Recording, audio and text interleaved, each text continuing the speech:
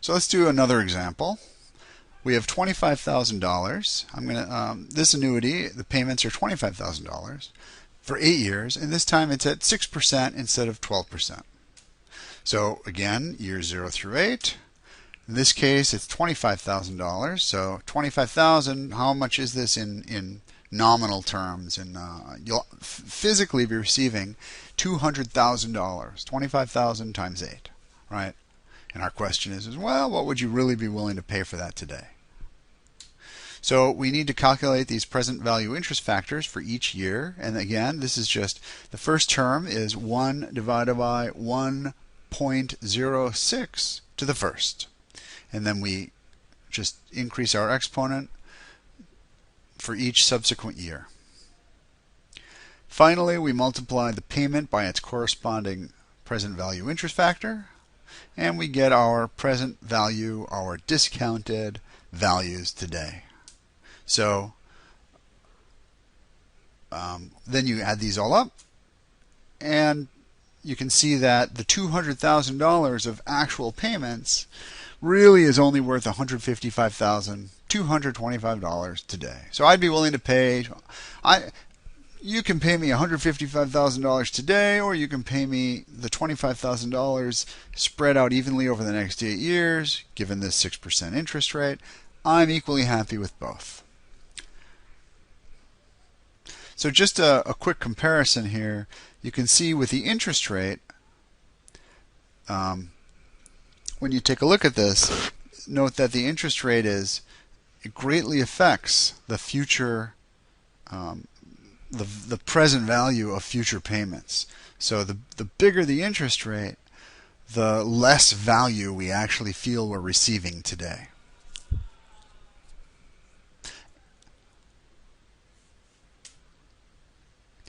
One more example, and this one I'll just reveal it all at once here after I set it up. So it's $12,000. So we'll be receiving $12,000 for 5 years with an interest rate of 11%. And when you set this one up, it's worth $44,352 today. So $12,000 5 times is $60,000 of payments you'll be receiving. And that's really, it's spread out over 5 years, but it's really only worth $44,352 today. So you can already see how things like pensions and winning the lottery or life insurance are driven by this kind of math and these concepts, and they are. Annuities are factored very heavily and used very heavily in those fields. And in your own personal finance, when you have to calculate for your retirement or for life insurance or payments on a house, things like that, you want to use this concept. And think in terms of what is the stream of payments worth today. So let me just show, this is an Excel method. And Excel is actually, it's great, you can really see what's going on, but you can also do this stuff in, there's a algebraic formula that also lets you do this. It's quicker, but it's not so intuitive. But I want to present it here because you'll see it. So the formula, it's a little ugly, but the formula is simply the annual payment times, all in brackets, 1 divided by I minus 1 divided by I times 1 plus I to the nth. Right? So I'm hoping that this thing in Excel is a little bit more intuitive. You can follow each term more easily and see how it contributes to this kind of term. But let's follow the math here. So I'm going to plug in the numbers. In this case, you can stare at it and convince yourself that I've plugged it in correctly. I won't read them. And this gets reduced here, and it continues to get reduced. I want to make a note of this one. So it's $12,000 times, now our term within the brackets has reduced to 3.6959. So let me just show you what that is.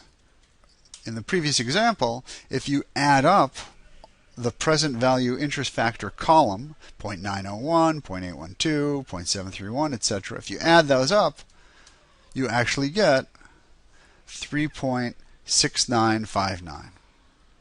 Right, so that's where these things are linked together. And finally, there's our value, 44,351. I think, all right, we've got 44,352 from Excel, so we've got a bit of a rounding difference, but I could always extend Excel to include more places beyond the decimal point. So these are the identical ways to solve these annuity problems. Although the algebra, it's not so obvious. So in Excel, you can also use a formula within Excel. It's got all sorts of handy formulas. So there's one called PV. If you go into Excel and within a cell you type equals PV parentheses, you get a formula.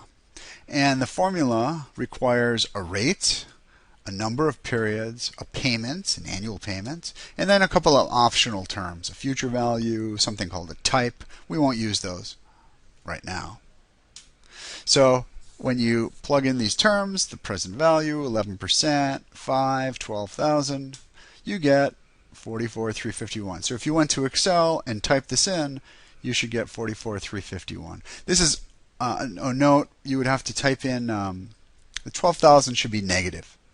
That's just the way it's done, the convention that it's used, left over from the financial calculators. If you have a financial calculator, it's the exact same setup.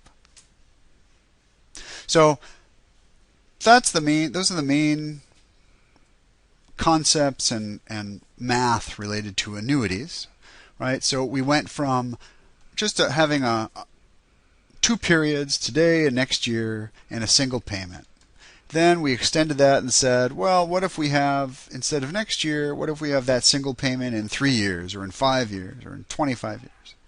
Then we said, well, what if instead of having single payments, we have multiple payments, right? So in every year we've got something. So now we're going to extend it a little further and say, and go from an annuity to a perpetuity.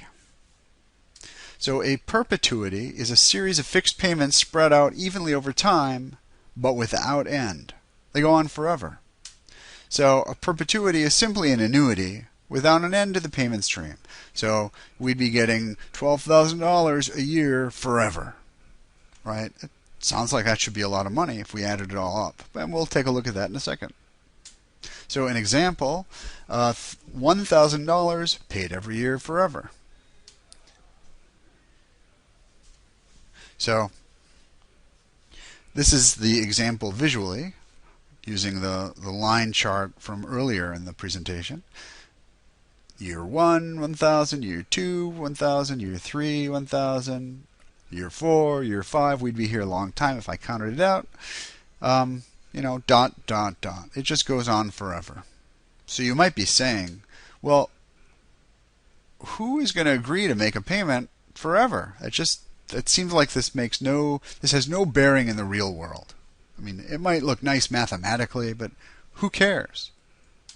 Well, the reality is a company is an example of an entity which they make regular payments to shareholders, or they may make regular payments to shareholders, and there's no specified end date to these payments. Right? Companies, in theory, can last indefinitely. We have no set end date. So we actually see this quite a bit in finance when valuing companies, when trying to understand the finance of companies. This perpetuity concept will come into play heavily. So how do we value a perpetuity? Again, we've got $1,000 coming in forever. Let's say we have an interest rate of 8%, a discount rate of 8%, right? We're taking from the future to the present. I'm going to pay you $1,000 starting next year forever. How much are you willing to pay me today to receive that? Well, boy, you scratch your head and you say, that's a lot of money.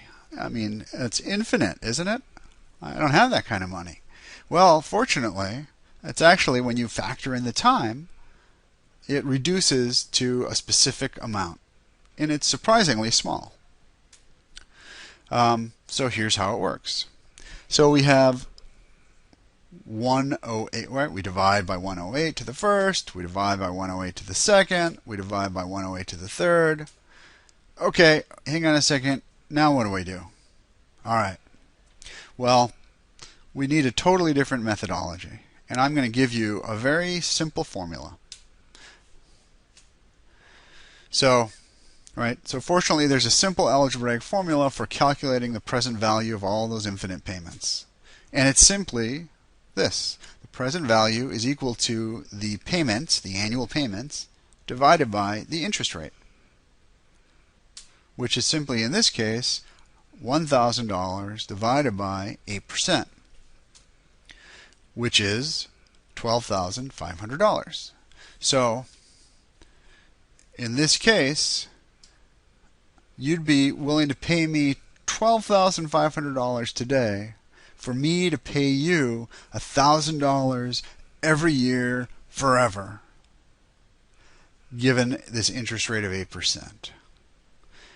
It may sound a little strange because, boy, I added up, and after 13 years I've received $13,000. Surely after 25 or 30 years the time value should be more. It just seems like it should be, but really it's not. In fact, if you laid this out in Excel and just put together a really long spreadsheet with maybe 100 terms or 200 terms, you'll see that the payments in the future really become their present value is almost nothing. And at some point the present value of the $1,000 payment a couple hundred years into the future is basically worth nothing today because of this interest rate. So fortunately, when we're valuing perpetuities, we have this equation is fairly straightforward. All right, so some big picture takeaways as we're wrapping up the lecture here.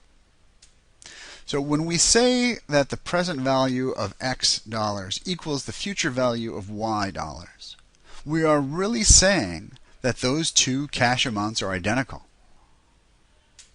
So for example, if we have a future payment in 5 years of $5,000, assuming a discount rate of 8%, based on the time value of money, the present value is worth $3,405. So in other words, $3,405 is equal to $5,000 given the above time and interest assumptions, right?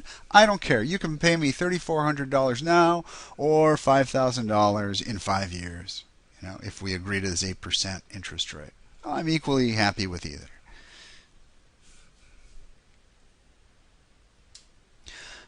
So in your own use, so if you expect some payment in the future, be sure to discount it to the present value when you're thinking about its actual value today, right? If somebody says, I'll pay you $3,000 in 2 years, can you give me a loan today? Well, depending on how you factor in the interest rates, well, you wouldn't want to just give $3,000. You would want to discount it for the appropriate interest rate. And just finally, to wrap up some of the big picture takeaways, a given amount of money in the future has less value in the present, right? That is the basic concept behind the time value of money. The time value of money, moreover, will let us make numerical equivalencies between the present and future values, right, given an interest rate. So we've developed a number of techniques to value different types of payments, annuities, perpetuities. And just as a summary, the following equations express some of the most important of these concepts mathematically, right? And I won't read these off, but you can see. So that wraps up this lecture on the time value of money, and I hope this was informative.